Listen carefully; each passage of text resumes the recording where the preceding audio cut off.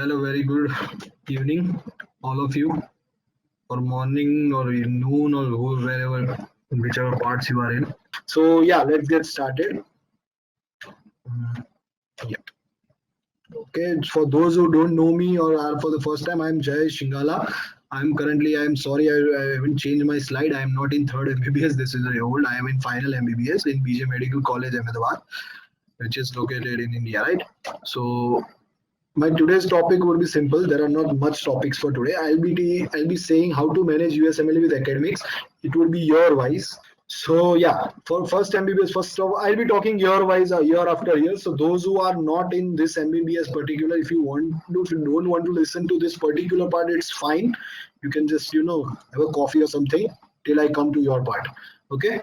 And for the students who are in first year, they need to listen to each and everything. Not only first year, also second, because you are going to give USMLE after your third year. I mean after your second year, right? So you need to know each and every part because second MBBS slides won't only include the people who are starting only in second MBBS. That would also include the students who were studying right from the first year.